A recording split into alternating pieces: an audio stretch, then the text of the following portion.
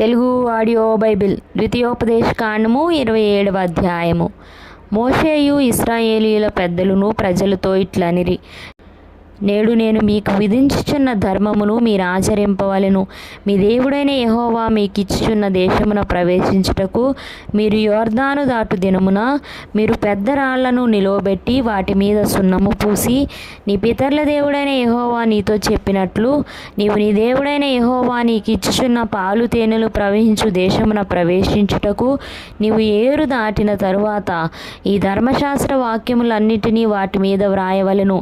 మీరు ఈ యొర్దాను దాటిన తరువాత నేడు మీకు ఆజ్ఞాపించినట్లు ఈ రాళ్లను ఏబాలు కొండ మీద నిలువబెట్టి వాటి మీద సున్నము పూయవలెను. అక్కడ నీ దేవుడైన యెహోవాకు బలిపీఠమును కట్టవలెను. ఆ బలిపీఠమును రాళ్లతో కట్టవలెను. వాటి మీద ఈనుప పనిముట్టు పడకూడదు.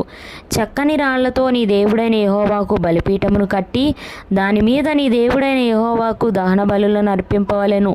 మరియు నీవు సమాధాన బలులను అర్పించి అక్కడ భోజనము చేసి నీ దేవుడైన యెహోవా సన్నిధిని సంతోషింపవలెను. ఈ విధికి సంబంధించిన వాక్యములన్నిటినీ ఆ రాళ్ల మీద బహువిశితముగా వ్రాయవలెను. మరియు మోషేయు యాజకులైన లేవీయులను ఇశ్రాయేలీయులందరితో ఇట్లనిరి, ఇశ్రాయేలీయులారా, మీరు ఊరుకొని ఆలకించుడి. నేడు మీరు మీ దేవుడైన యెహోవాకు స్వజనమైతిరి గనుక మీ దేవుడైన యెహోవా మాట విని నేడు నేను నీకు ఆజ్ఞాపించు ఆయన కట్టడలను ఆయన ఆజ్ఞలను గైకొనవలెను. ఆ దినమందే మోషే ప్రజలకు ఆజ్ఞాపించినదేమనగా, మీరు యొర్దాను దాటిన తర్వాత షిమ్యోను, లేవి, యూదా, ఇస్సాకారు, యోసేపు, బెన్యామీను గోత్రముల వారు ప్రజలను గూర్చి దీవెన వచనములను పలుకుటకై గెరిజీము కొండ మీద నిలువవలెను. రూబేను, గాదు, ఆషేరు, జెబూలూను, దాను, నఫ్తాలి గోత్రముల వారు శాపవచనములను పలుకుటకై ఏబాలు కొండ మీద నిలువవలెను.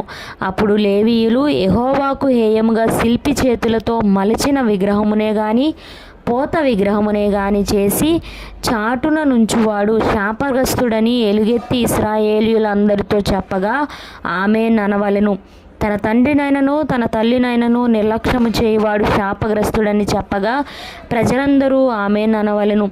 తన పొరుగువాని సరిహద్దు రాయిని తీసివేయువాడు శాపగ్రస్తుడని చెప్పగా ప్రజలందరూ ఆమేన్ అనవలెను. గ్రుడ్డివాని త్రోవను తప్పించువాడు శాపగ్రస్తుడని చెప్పగా ప్రజలందరూ ఆమేన్ అనవలెను.